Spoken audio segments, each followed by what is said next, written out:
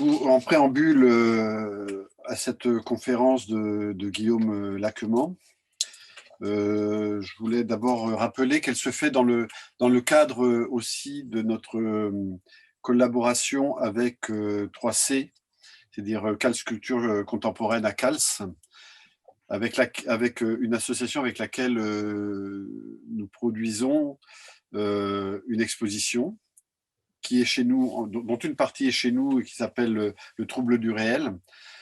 C'est essentiellement des photographies et dont l'autre partie est faite essentiellement par 3C à la cave Arnaud de Villeneuve à Rivesaltes. Ces expositions, elles commencent à partir de samedi et dureront. Alors la nôtre s'arrête début mai et pour Paysage liquide à Rivesaltes, c'est jusqu'au 20 avril. Donc, pour présenter brièvement Guillaume, avec qui on a déjà conversé plusieurs fois et avec qui on apprécie toujours la gentillesse et la ponctualité en l'occurrence aussi. Guillaume est donc un chercheur, un géographe, chercheur à l'université de Perpignan. Son travail se situe dans le champ de la géographie humaine, avec notamment un travail sur l'Allemagne orientale, des recherches également sur la ruralité et le développement, et aussi sur la vulnérabilité des agricultures méditerranéennes au changement climatique.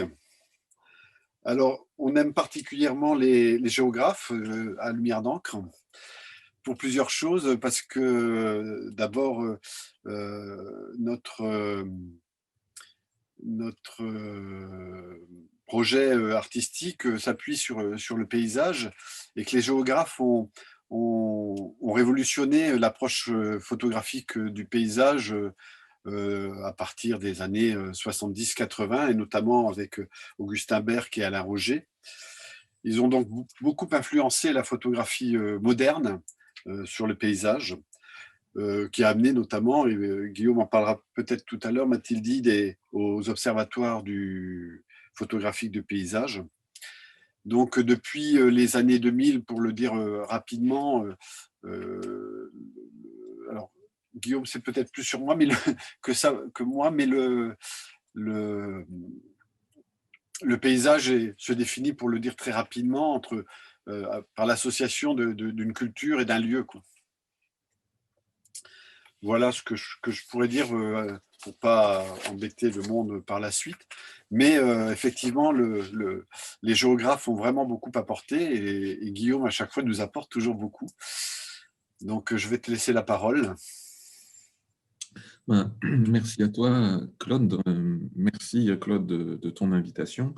Et merci à l'association Lumière d'encre de me donner l'occasion de parler du paysage et de parler du paysage de manière géographique. Si tout le monde m'entend bien, je vais faire un partage d'écran pour partager avec vous le diaporama que j'ai préparé. Alors, pourquoi il ne me partage pas? Voilà, si, normalement.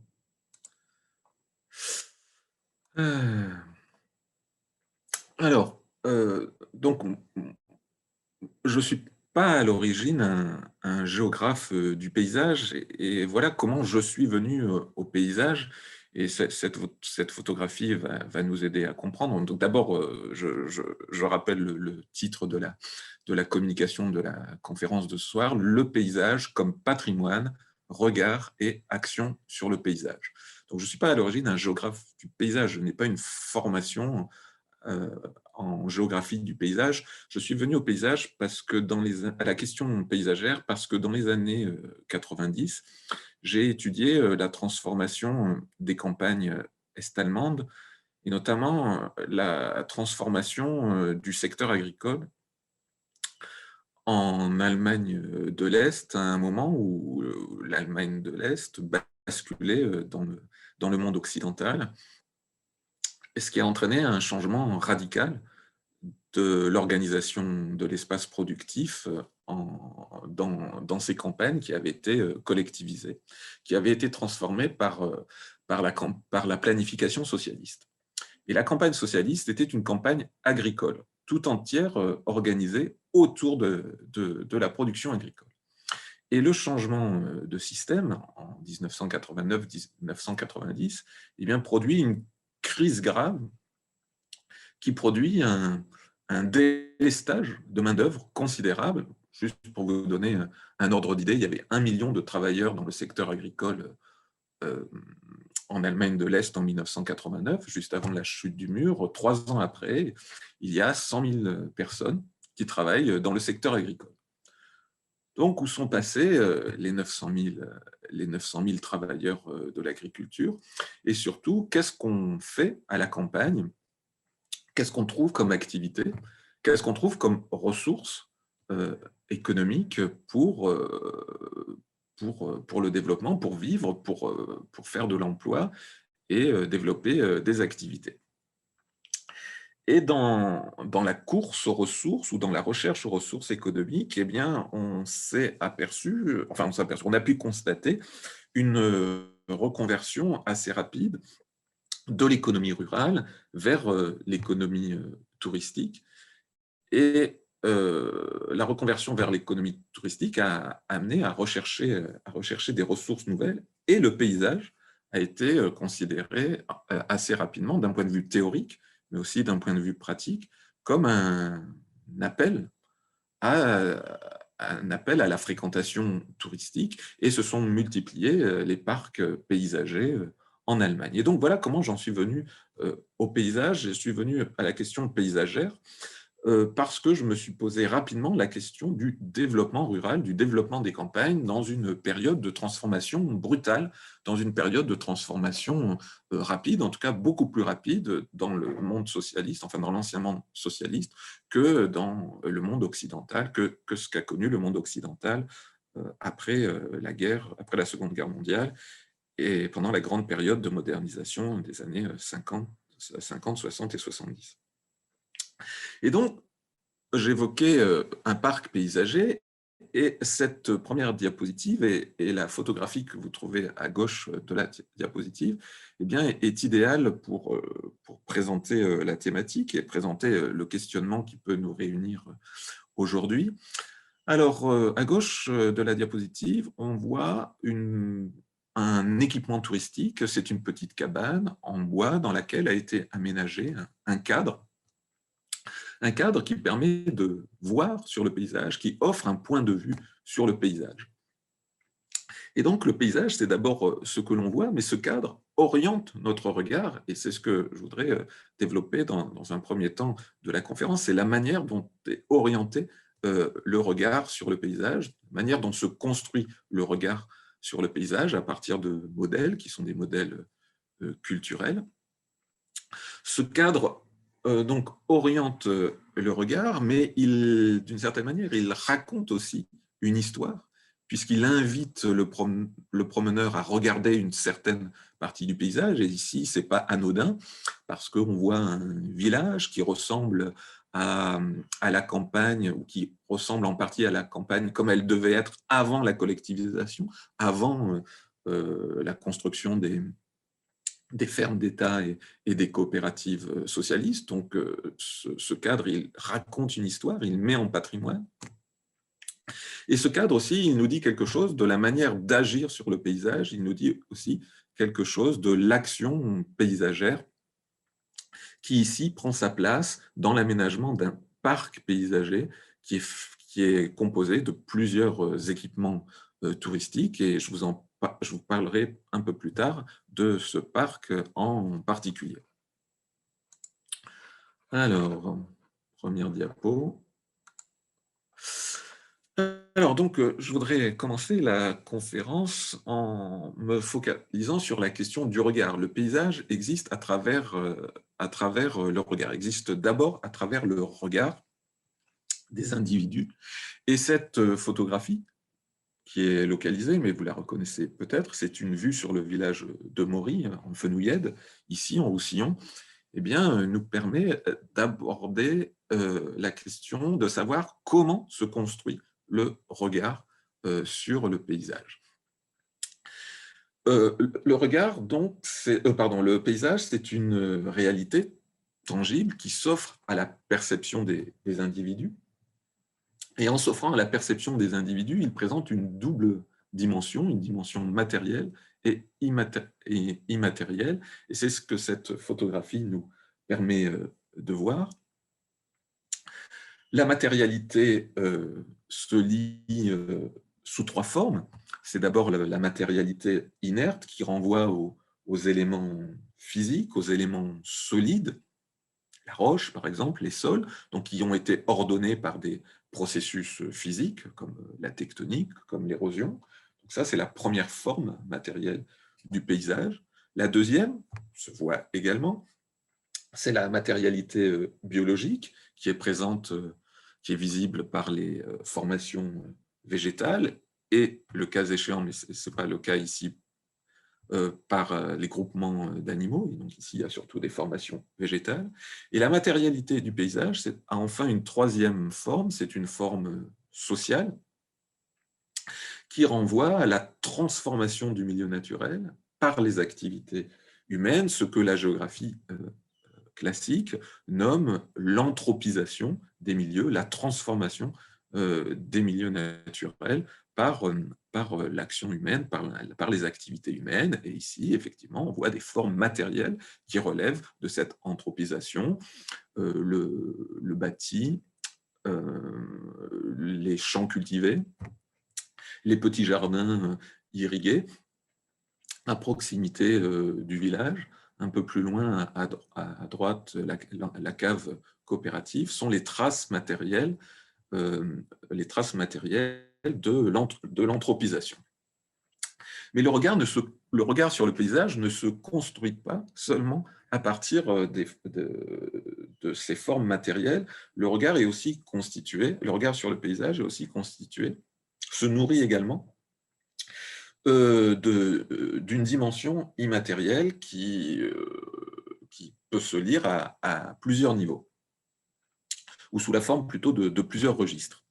Il y a d'abord le registre affectif, qui renvoie à l'attachement des individus à un lieu. On est attaché à ce lieu parce qu'on y a vécu son enfance, son adolescence, parce qu'on y a développé un sentiment d'appartenance, une forme d'identité, ou au contraire, sur le plan affectif, ça ne nous parle pas, mais on a une relation affective avec le paysage. Le rapport n'est pas seulement affectif, il est aussi esthétique. Et là, ça renvoie à une manière de considérer ce qui est beau, et considérer ce qui est beau renvoie à des choses, à une perception très personnelle, mais chacun ici, en regardant ce paysage, a un point de vue esthétique sur ce paysage.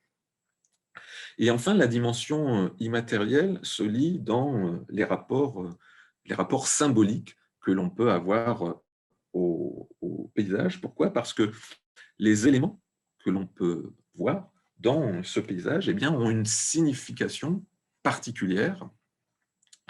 Ils correspondent à une représentation de la campagne, à une représentation de la ruralité. Et c'est sur la base de ces deux dimensions, en tout cas c'est la lecture qu'en fait la géographie, mais pas seulement, c'est sur la base de cette double dimension, matérielle et immatérielle, que se construit le regard humain, le regard des hommes, des individus, sur le paysage. On peut dire, d'une certaine manière, que les deux dimensions sont en interaction. Ce qui peut être intéressant pour nous ce soir et pour la suite des événements, c'est de considérer que cette interaction entre les dimensions se fait souvent en décalage. Les processus naturels et les processus sociaux ne sont pas inscrits dans les mêmes temporalités, dans la même durée. Certains sont traînants, d'autres très rapides. En tout cas, les processus sociaux, les changements sociaux sont contextualisés, sont rattachés à des époques qui sont faites de périodes plus ou moins longues de stabilité et des périodes de rupture.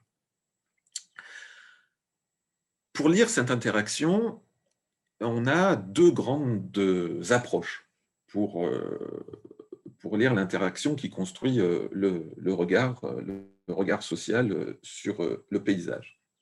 On peut distinguer l'approche culturaliste et l'approche géographique. Ça nous intéresse de faire ce point dans cette première partie de l'exposé, parce qu'on s'en souviendra quand on va aborder la question des politiques paysagères. Alors, il y a donc deux approches. L'approche culturaliste, c'est plutôt celle de l'observateur. L'approche géographique, c'est plutôt celle de l'acteur.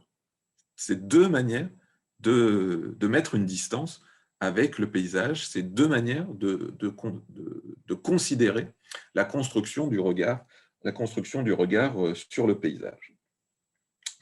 Alors, l'approche culturaliste considère le paysage à distance, considère comme un objet d'art, c'est l'observateur qui contemple le paysage, surtout dans une relation d'ordre esthétique. Et c'est d'ailleurs ce qui explique, en tout cas dans le monde occidental, les premières définitions qui sont données au paysage à partir du XVIe et du XVIIe siècle. C'est l'étendue de terre qui s'offre à la vue, et l'approche culturaliste se fonde sur cette manière de voir le paysage en tant qu'observateur. Celle qui nous intéresse aussi, enfin ce qui nous intéresse, c'est de confronter les deux, et donc celle qui nous intéresse aussi, c'est le point de vue de l'acteur qui s'inscrit plutôt dans une approche géographique. C'est une autre conception qui est rattachée à la géographie classique, au courant de la géographie classique, que beaucoup d'entre vous connaissent par Vidal de Lablache et l'école française de géographie, dite aussi école régionale de géographie, mais ce n'est pas à Vidal que je vais faire référence ce soir, c'est un géographe plus ancien encore, qui est Élisée Reclus, et c'est à lui qu'on doit finalement la première définition de l'approche géographique du paysage, parce qu'il dit explicitement dans sa géographie universelle, dès le milieu du XIXe siècle, que le paysage doit être considéré d'abord comme l'œuvre commune des hommes, comme la construction de l'ensemble de la société, donc, où les individus sont des acteurs de la construction du paysage. Et donc là, on n'est plus en distance, mais on considère que les individus sont constructeurs, sont à l'intérieur du paysage. Et dans ce cas, selon cette approche, eh bien, le paysage ne naît pas dans le monde occidental à partir du XVIe siècle. Non, il existe des paysages anthropisés, eh bien, dès l'invention du néolithique, dès la révolution néolithique, dès l'invention de l'agriculture, et a fortiori plus tard, dès l'Antiquité et le Moyen-Âge, il existe des paysages anthropisés. Et ici, la lecture classique du paysage dirait que Amaury, dans le Fenouillette, l'habitat est groupé en gros villages nucléaires, que ces villages méditerranéens sont ceinturés par sont entourés de petites ceintures de cultures irriguées, que la géographie classique va appeler hortus, qu'au-delà, on les voit ici, ces jardins irrigués, qu'au-delà de ces jardins irrigués, on utilise la nomenclature latine, la terminologie latine, pour désigner l'espace cultivé en permanence, qui est ici un espace viticole, et on utilisera le mot ager, qui signifie champ en latin. Et au-delà de cette ager, de ces champs cultivés en permanence, on a un vaste saltus qui traditionnellement était utilisé comme terre de réserve ou comme parcours pour les troupeaux extensifs.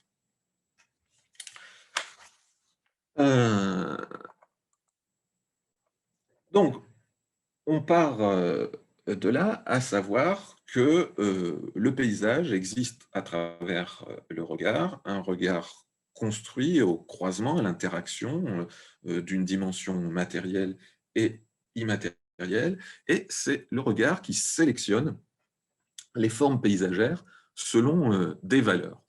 Et pour la suite de l'exposé, de la conférence, je voudrais m'arrêter sur certaines des valeurs qui ont construit le regard sur le paysage depuis le XVIe siècle. Ça va nous servir à comprendre encore une fois, l'action paysagère, notamment les valeurs qui portent les parcs paysagers, la construction des parcs et l'aménagement des parcs paysagers en Allemagne. Alors, on peut commencer par évoquer des choses que vous connaissez déjà sans doute. C'est qu'à partir du XVIe et du XVIIe siècle, le paysage existe en Occident ou va exister en Occident à travers un filtre culturel qui est le filtre du modèle pastoral. Le modèle pastoral est issu de la culture antique, mais il est repris ici par la chrétienté, pardon, et il va devenir l'archétype du paysage. Il va représenter l'archétype de la campagne, comme le montre cette toile qui porte bien son nom, Paysage pastoral, de Claude Gelée, dit le Lorrain, qui, grâce à la composition de la peinture classique, grâce à la manière de peindre de la peinture classique, eh bien, va proposer l'archétype du modèle pastoral avec des règles de composition comprenant un premier plan où se concentre les êtres vivants, pardon, un second plan où il y a les principaux éléments, où se concentrent les principaux éléments du paysage, et un arrière-plan qui ouvre sur l'horizon et qui met en valeur les compositions du premier et du second plan. C'est ce prisme culturel qui va construire le regard sur un espace qui est avant tout une campagne, on ne peut pas dire un espace rural, mais qui est d'abord une campagne. Et ce qui est intéressant d'observer, c'est que ce modèle pastoral va contribuer enfin, c'est d'abord le regard d'une élite économique, d'une élite composée par l'aristocratie foncière qui tire ses revenus de la terre et qui va entreprendre d'aménager ces domaines, d'aménager ces grands domaines, ces grandes exploitations en développant une approche économique. Il s'agit de moderniser l'agriculture, mais cette approche économique de modernisation de l'agriculture est couplée, associée à un regard esthétique et hygiéniste qui se fonde sur le regard pastoral. Alors là, je vais prendre un exemple en Allemagne, grâce à la partie droite de la diapositive, mais on pourrait prendre d'autres exemples plus anciens. Si vous pensez, par exemple, à Olivier de Serres et au traité, c'est pas un manuel, comment ça s'appelle, à son traité sur le théâtre des champs, sur le ménage et le théâtre des champs, là, un manuel d'agronomie ou un traité d'agronomie, et bien dans tous ces traités qui se multiplient au XVIIe et au XVIIIe siècle, eh bien, il y a une sorte d'amalgame qui se fait entre le beau paysage, sa productivité et une société saine. Et donc, sur ce domaine, dans cette ferme domaniale qui se trouve à Bornim, près de Potsdam, donc au sud-ouest de Berlin, eh bien, on a un exemple de la manière dont l'élite, dont l'aristocratie foncière, eh bien, transforme son domaine avec de véritables préoccupations esthétiques et hygiénistes. Voilà, parce que dans ces aménagements agraires, il y a bien sûr des préoccupations fonctionnelles, améliorer la productivité de l'agriculture. Il y a des préoccupations esthétiques qui visent aussi à réorganiser le parcellaire, la disposition des haies, la disposition des bosquets, l'orientation des systèmes de culture. Ici, on peut distinguer des vergers et des potagers qui dessinent un paysage. Je termine cette diapositive en insistant sur le fait que le modèle pastorale qui domine le regard du paysage jusqu'à la fin du 18e siècle, eh bien, est assimilée à la campagne. Et qu'en dehors de la campagne, il n'existe pas vraiment de paysage. Dans la montagne n'est pas un paysage, le littoral n'est pas un paysage. Et c'est ce qu'a montré mon collègue Claude Raffestin en citant cet extrait du journal de Montesquieu que je peux lire avec vous. Tout ce que j'ai vu du Tyrol depuis Trente jusqu'à Innsbruck m'a paru un très mauvais pays, m'a paru un très mauvais pays. Qu'est-ce que ça veut dire ici dans la bouche de Montesquieu? En tout cas, c'est de cette manière que l'interprète mon collègue et mon aîné Claude Raffestin, c'est que Montesquieu traverse une région, traverse un pays, sans voir le paysage. Pourquoi? Parce qu'il n'a pas de modèle, il n'a pas de schéma culturel, il n'a pas de prisme, de filtre culturel pour lire le paysage lorsqu'il traverse la montagne. Donc, on a besoin pour lire d'autres paysages, pour voir d'autres paysages, on a donc besoin d'un filtre culturel.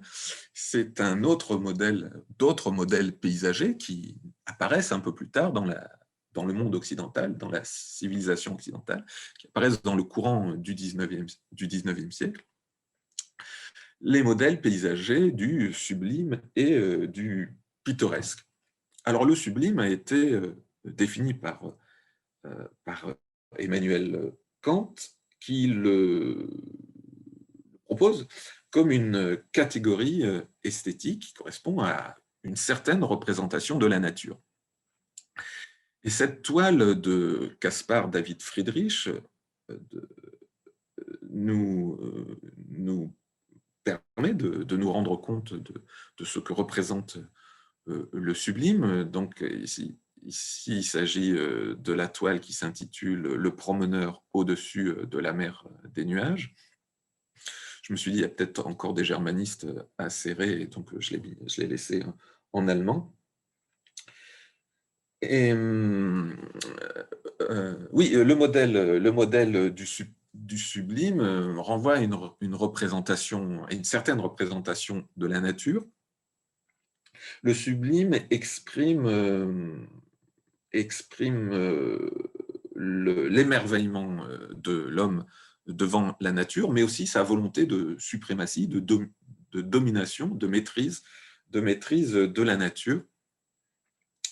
Et c'est cette formalisation esthétique qui va orienter le regard à partir du 19e siècle. Ce modèle paysager, le sublime, a pour pendant le pittoresque. Donc le pittoresque, c'est ce qui est digne d'être peint. Et donc, à côté de la grande nature, celle qui émerveille l'homme et que l'homme a envie de dominer, de maîtriser, eh bien, il y a le pittoresque de la campagne,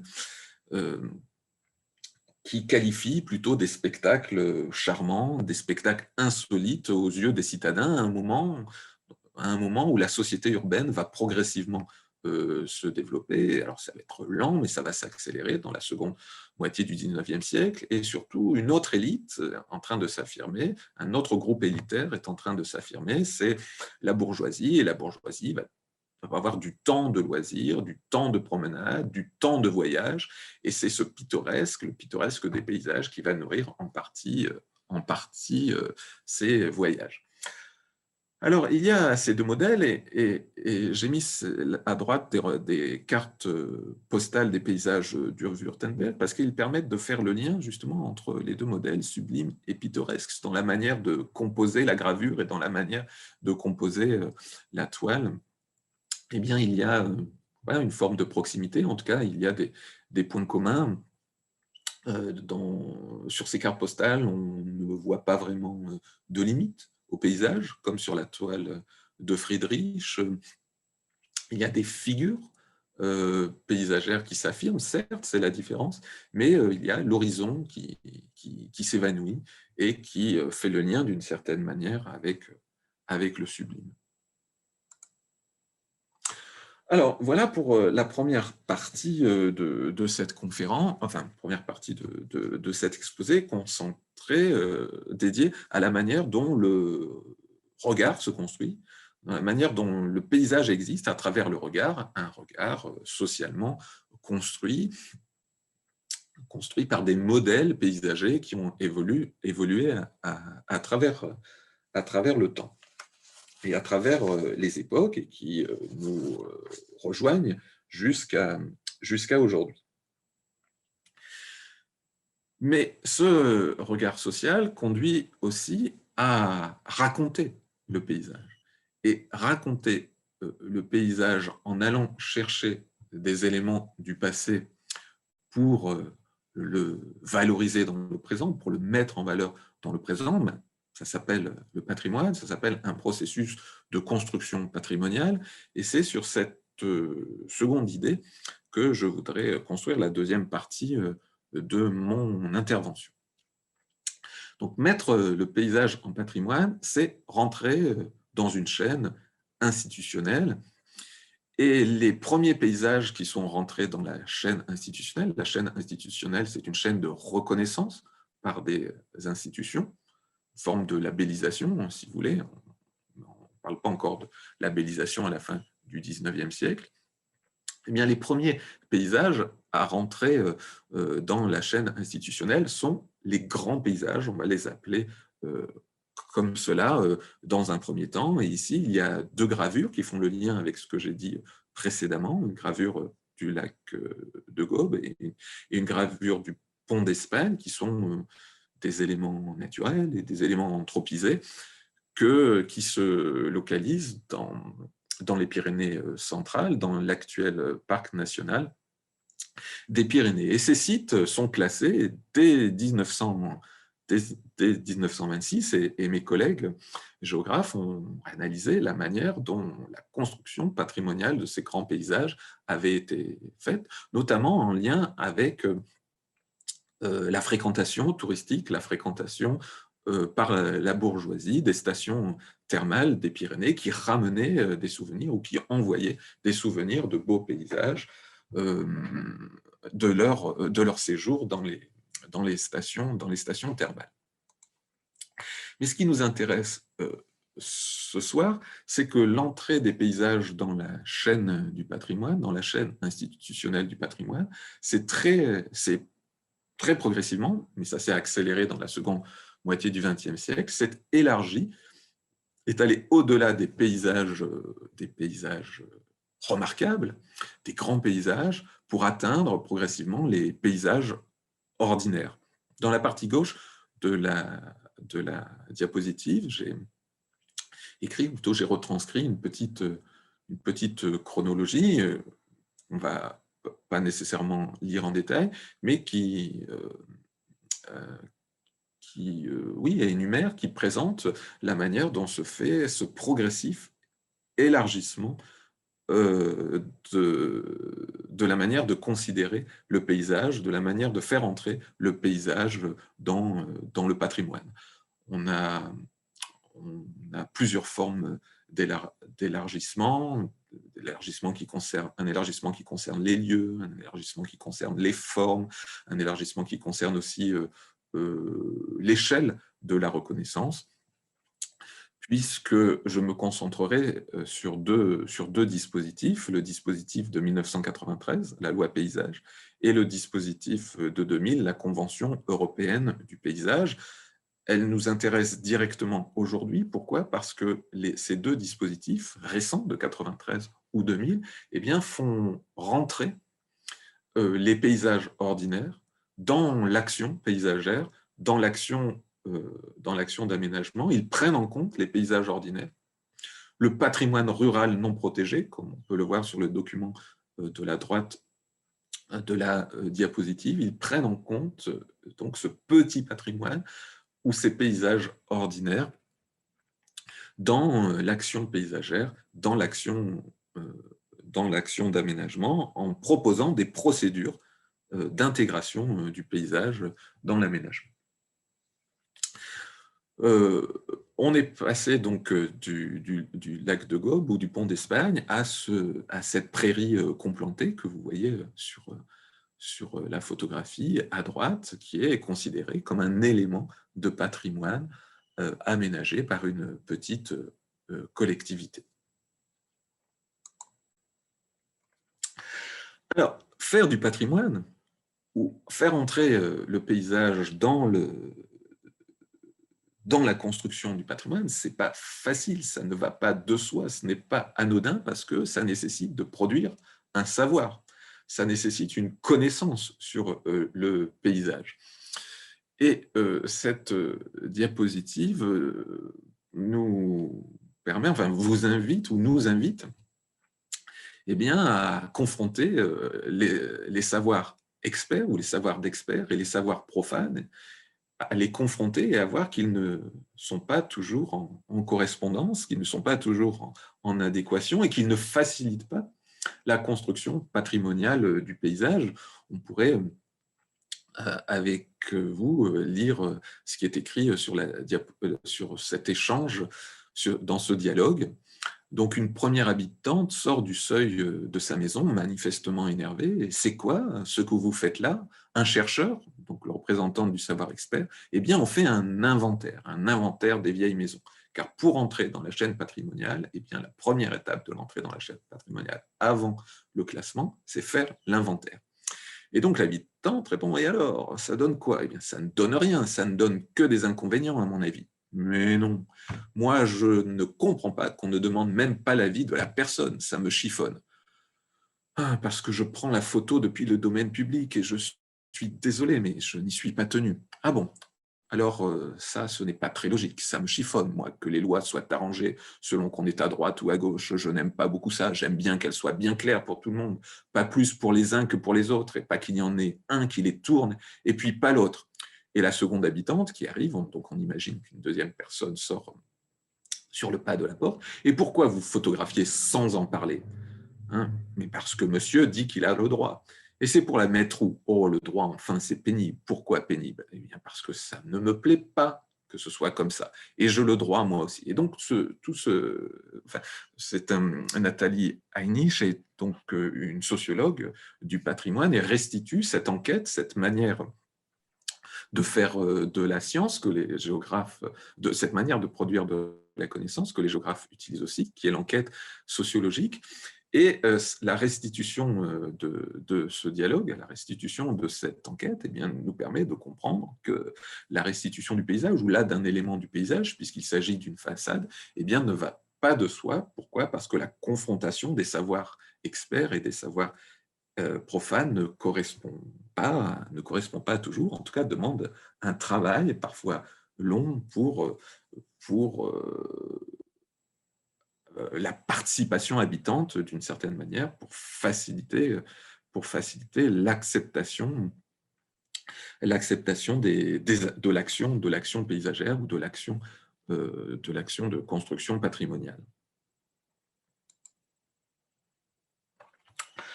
Alors, ça me permet justement de passer à la troisième et dernière partie de l'exposé, qui est consacrée plus particulièrement à l'action paysagère. Donc, on vient de voir que l'action paysagère n'allait pas de soi parce qu'elle nécessitait une production de connaissances et que cette production de connaissances qui venait d'un savoir expert ne rencontrait pas toujours ce que des sociologues et des géographes appellent l'acceptation sociale. Mais le paysage ou le projet de paysage a aussi et surtout un sens politique. En fait, c'est difficile de faire une action. C'est difficile de faire une action sur le paysage parce que d'abord, chaque paysage est unique. Et ensuite, parce qu'il n'existe pas une méthode d'action sur le paysage. Pardon. Et pour comprendre pourquoi le projet de paysage a un sens éminemment politique, un sens fondamentalement politique, je voudrais faire référence avec vous à quelque chose que vous connaissez peut-être, qui est la fresque de Ambrogio Lorenzetti, une fresque de la fin du Moyen-Âge, et qui s'intitule « Les effets du bon et du mauvais gouvernement ». C'est une fresque aussi pour ceux qui ont fréquenté les cinémas quand ils étaient encore ouverts, qui a été, comment dire, qui a servi d'illustration à un film documentaire d'une très grande qualité qui s'appelle Nul n'est une île, et qui évoque aussi cette fresque pour parler du bon et du mauvais gouvernement. Alors, le bon gouvernement, donc à la fin du Moyen-Âge, c'est celui de l'oligarchie qui est ici représentée au premier rang, mais l'oligarchie n'agit pas de n'importe quelle manière, de n'importe quelle façon. Elle est conseillée en quelque sorte par de multiples vertus. Ici la justice, ici la sagesse, ici la concorde, et surtout le bien commun. Nous, c'est ce qui nous intéresse, c'est de considérer le paysage comme un bien commun. Mais on reste encore quelques instants à la fin du Moyen-Âge pour aller voir le résultat du bon gouvernement. Et sur la deuxième partie de la fresque de Lorenzetti, il y a quelqu'un qui a laissé son micro ouvert. C'est mieux peut-être pour tout le monde s'il peut momentanément le fermer. Donc la première partie de la fresque, c'est la ville bien gouvernée, comme on peut le voir en bas de la diapositive, avec des activités économiques, des activités, en particulier des activités drapantes, des activités commerciales. Une ville d'ailleurs qui a connu une crise. On voit des ouvriers, des artisans, pardon, qui travaillent sur les toits et qui remettent cette ville en ordre. Et cet ordre, cette activité, ce développement économique, eh bien, se lie dans le paysage parce que la ville est bien gouvernée. Il y a le pendant rural ou le pendant campagnard. Il y a également la campagne bien gouvernée, dominée par l'aristocratie.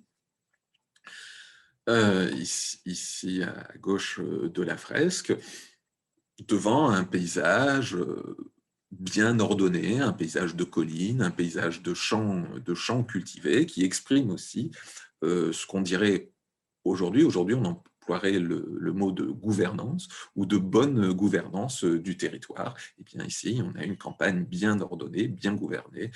On dirait aujourd'hui, on a un territoire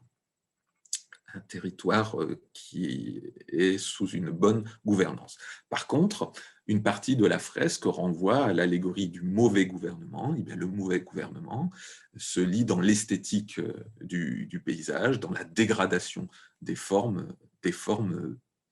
paysagères. Alors, ce passage par le Moyen-Âge, eh bien, nous invite à comparer deux types d'actions paysagères, et pour cela, je vais prendre deux exemples. Deux types d'actions paysagères qu'on pourra analyser et qu'on pourra commenter ensemble et dont on pourra discuter ensemble un peu plus tard. Donc, je pars de deux exemples précis, de deux études de cas. Avec le parc paysager de la Haute-Vallée de la Werra en Thuringe, en Allemagne, je reviens au point de vue que je vous ai présenté au début de l'exposé, à ce cadre qui orientait le paysage. Alors, le parc paysager de la Haute-Vallée de la Werra, c'est un projet d'aménagement, un projet de développement pris en charge par ce qu'on pourrait appeler, ce qui correspond en Allemagne à une communauté de communes, dont on voit ici le nom des trois communes, Leutersdorf, Wardorf et Bellried, qui se sont associés, enfin qui forment juridiquement une communauté de communes et qui ont développé plusieurs projets en commun, dont un projet de valorisation paysagère, dont un projet de patrimonialisation du paysage pour développer la fréquentation touristique, pour diversifier les activités de cette campagne en dehors de l'agriculture. Alors sur ce croquis, ensuite je vous montrerai des photographies. Sur ce croquis, j'ai volontairement utilisé du noir et blanc pour représenter les formes paysagères et de la couleur pour représenter les équipements touristiques, les équipements de valorisation touristique. Donc, si on suit la légende, dans cette campagne, l'habitat est groupé, bâti sous la forme d'un bâti villageois. On verra les photographies, ce sont de grosses fermes, enfin, ce sont d'anciennes fermes paysannes. Ce bâti est ceinturé par de nouvelles zones d'activité, des bâtiments agricoles imposants. On va voir de quoi il s'agit. En fait, il s'agit de l'ancienne coopérative socialiste qui a été modernisée et qui s'est largement investie dans ce projet de développement local. Donc, il y a les éléments de l'anthropisation, si vous voulez, la dimension sociale du paysage, et ici sont représentées les autres dimensions, enfin une partie des dimensions, de la dimension matérielle du paysage avec la végétation, mais aussi la transformation du milieu naturel par les activités agricoles. Et ensuite sont construits, sont aménagés, sont localisés une série d'équipements. Alors l'autoroute compte beaucoup, pourquoi? Parce que l'autoroute est en construction à cette époque, avec une sortie d'autoroute qui est aménagée spécialement pour desservir cette partie de la région. La porte d'entrée du parc se trouve à la sortie de l'autoroute, et le parc paysager est équipé de sentiers panoramiques, en fait de plusieurs sentiers et de points de vue comme celui que l'on a vu. Et voilà quel est le patrimoine paysager qui s'offre à la vue du visiteur, qui s'offre à la vue des voyageurs qui viennent passer un séjour dans cette région de moyenne montagne du centre de l'Allemagne. Voilà le paysage qu'elles sont censées découvrir, sur lequel elles sont censées projeter un regard esthétique, peut-être affectif, et certainement aussi symbolique. Alors, le caractère symbolique nous intéresse surtout ici parce que ce travail de l'action paysagère de ces trois communautés de communes a en quelque sorte consisté à ressusciter le paysage d'avant le socialisme, le paysage d'avant la collectivisation, le paysage d'avant la transformation socialiste, celui qui rappelle les campagnes paysannes pittoresques qu'on pouvait voir sur la gravure que je vous ai montrée tout à l'heure, même si ça concernait le Bade-Wurtemberg, la moyenne montagne dans le Bade-Wurtemberg, mais on reste dans la moyenne montagne allemande avec des formes assez caractéristiques, des formes paysagères et surtout des formes paysannes assez caractéristiques de la moyenne montagne allemande et même au-delà des formes paysannes de l'Europe occidentale. Ce qu'on repère à l'arrière-plan de la photographie, peut-être la dimension ne permet pas de le voir complètement. Ce sont de très très grands bâtiments ici qui ont été rénovés, des bâtiments de grande taille, qui sont des bâtiments agricoles, des bâtiments agro-industriels, de l'ancienne coopérative qui avait regroupé tous les paysans du village de force. Il faut dire la manière brutale dont la collectivisation s'était faite. Et cette grande exploitation agricole existe toujours aujourd'hui. Alors, c'est plus un kolkhoz, c'est plus une coopérative socialiste, c'est une entreprise sociétaire qui n'est pas propriétaire des terres, puisque la propriété est essentiellement redevenue une propriété paysanne, mais qui est une grande exploitation qui exploite la quasi-totalité du finage. Et ce qui nous intéresse ici, dans la lecture du paysage que l'on peut faire, c'est que cette grande exploitation, c'est l'un des acteurs principaux de l'action paysagère. C'est l'un des acteurs principaux de l'action paysagère parce que c'est elle qui cultive les terres, c'est elle qui élève le bétail, c'est elle qui coupe l'herbe, qui récolte les fourrages, mais qui va entretenir aussi les haies de bocage qui sont peu à peu reconstituées et qu'on distingue un peu à droite de la photographie, qui va avoir une action paysagère décisive. Et ce ne sont pas les seuls acteurs dans ce projet de parc paysager. il y a d'autres acteurs de l'action paysagère qui vont travailler sur le bâti. Ici, c'est un ancien octroi qui passe sur... un ancien octroi, pardon, qui régulait le passage économique et qui collectait les taxes pour le passage de la rivière au Moyen-Âge. Et ici, on a en bas de la diapositive, on a des greniers troglodytes qui renvoient également à la période paysanne, qui renvoient également à la période de l'avant-collectivisation. Certains sont en ruine, mais d'autres sont en restauration, sont restaurés, sont réhabilités dans le cadre de l'action paysagère, dans le cadre du parc paysager que je vous ai cité. Pardon. On termine cette... je surveille l'heure. Oui, je vais bientôt terminer. Donc, je termine sur le parc paysager avec une vue de... Là, le parc est en construction quand je prends la photographie en 2009. Donc, on voit l'autoroute qui est à peine aménagée. Elle n'est pas fréquentée. La sortie d'autoroute est en train d'être construite. Ici doit se situer la porte d'entrée du parc. Et sur les autres photographies, on peut suivre les sentiers de randonnée, les sentiers de découverte du paysage qui sont agrémentés de plusieurs points de vue, hein, ce n'est pas un point de vue unique, et qui nous ramène au dernier point de vue qui fait la boucle avec ce que j'ai évoqué tout à l'heure, le point de vue qui encadre la vue sur le paysage et qui se trouve ici dans le petit cabanon. Donc c'est ici une manière de faire de l'action paysagère, et on comprend ici que cette action paysagère associe les acteurs contemporains, des acteurs institutionnels, des élus, des administratifs, mais aussi des acteurs économiques, et en particulier l'acteur agricole, en particulier les exploitants agricoles. Et cette action paysagère, elle agit d'abord sur les formes héritées du passé. Elle ne les recrée pas. Elle les valorise, elle les réhabilite, elle les restaure, en particulier ici les haies bocagères et les prairies complantées d'arbres fruitiers que l'on peut voir sur le versant de la colline.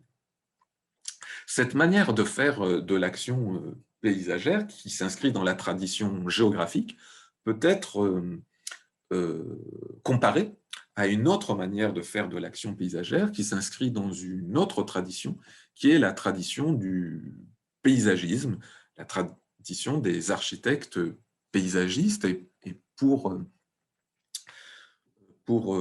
introduire cette tradition, eh bien, je voudrais faire référence d'une part à l'urbaniste paysagiste qui est Jacques Sgard, et aussi à Alain Mazas.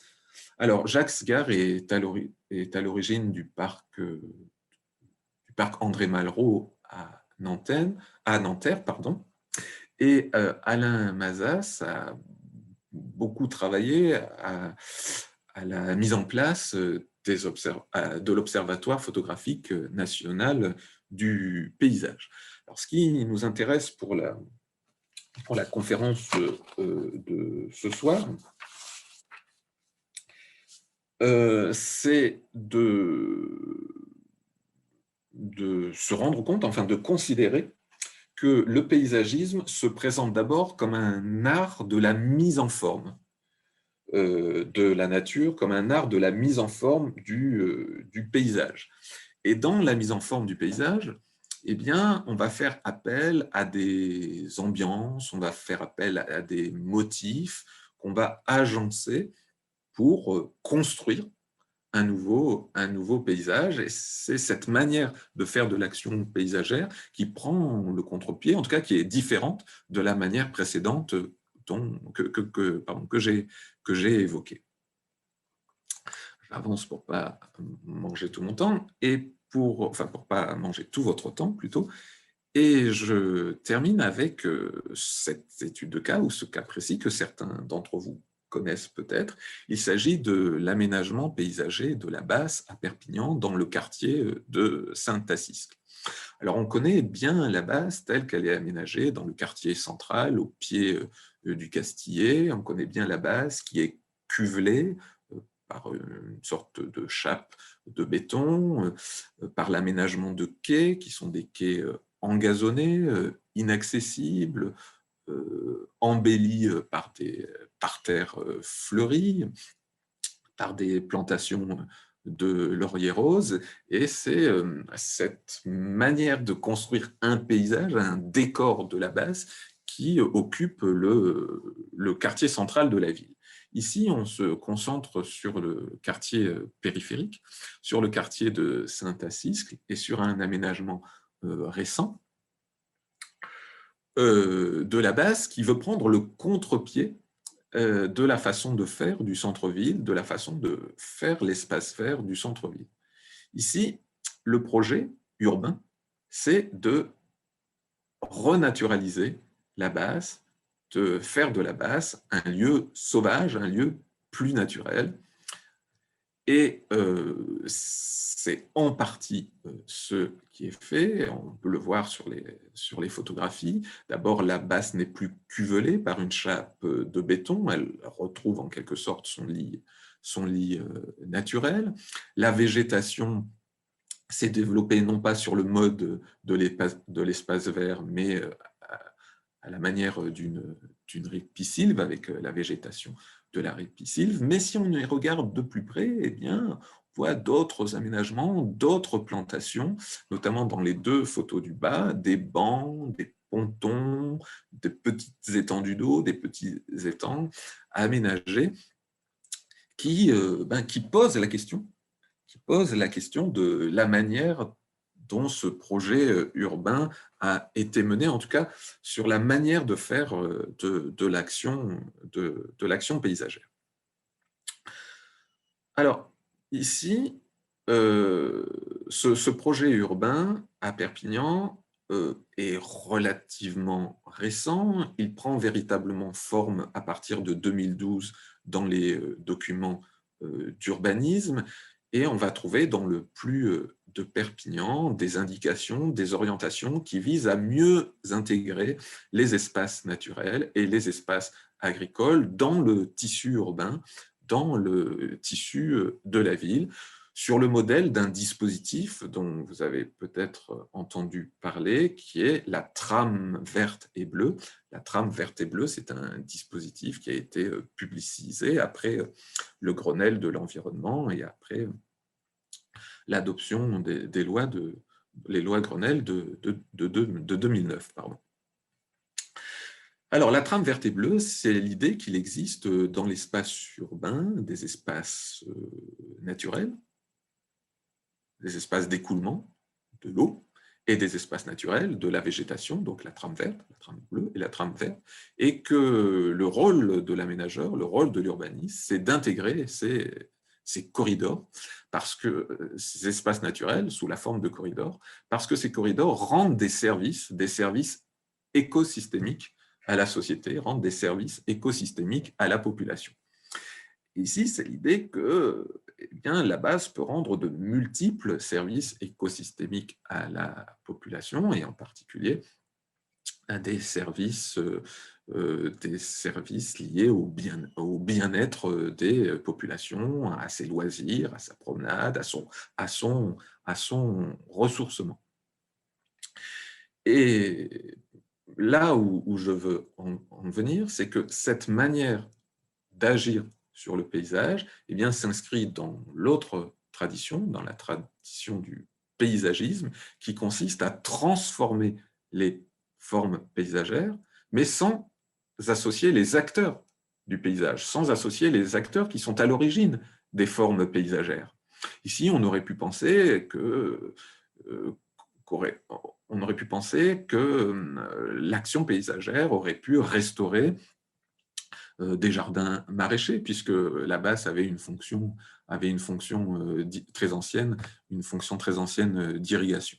Non, là, on a une autre forme d'action qui crée une ambiance rurale dans un espace urbain, mais la manière d'agencer les motifs, la manière d'agencer, les équipements aussi, la poubelle, la signalétique, les plantations, eh bien, d'une certaine manière, ça rappelle la manière de faire du paysagisme ou de l'action paysagère en cœur de ville, en tout cas la manière de faire de l'espace vert. Et le partage d'écran, il s'est arrêté.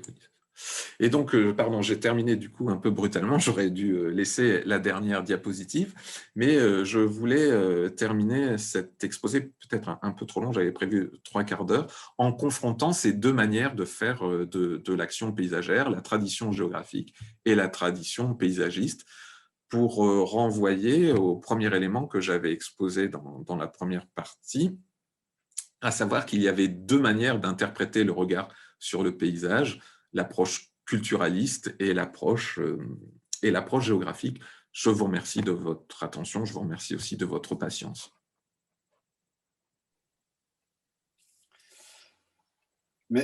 Merci Guillaume. Alors, moi j'ai bien aimé cette approche, puisque je suis confronté souvent à ce genre de choses dans les observatoires du paysage. Tu parlais donc de cette approche culturaliste et géographique qui pose un véritable problème quand tu interviens pour essayer de mettre en image un paysage. C'est celui de se retrouver face à un donneur d'ordre qui est souvent un chargé de mission au sein d'un PNR, puisqu'aujourd'hui, la plupart des observatoires photographiques du paysage sont mis en place par le PNR, et qui a comment s'appelle, des objectifs, des enjeux à faire apparaître sur les images, et donc qui a une vision extrêmement documentaire au sens le plus brut du terme de l'image. L'image doit faire apparaître les enjeux qui ont été préalablement mis en évidence par d'autres études. Le photographe se trouve confronté, lui, à vouloir présenter un regard beaucoup plus affectif, et donc, et par là même, puisque c'est son rôle plus esthétique du paysage, sans forcément faire du beau paysage ou jouer sur des choses particulières, mais notamment par l'agencement des formes avec une écriture qu'il essaye de faire moderne. Et donc, on se retrouve constamment avec ce type de pratique de la photographie. Dans ce conflit, alors, qui est un conflit qui en général se passe bien, hein, mais un conflit entre ces deux visions du paysage, et à essayer de faire basculer tantôt, essayer de mettre tout dans la même image, ce qui n'est pas toujours évident.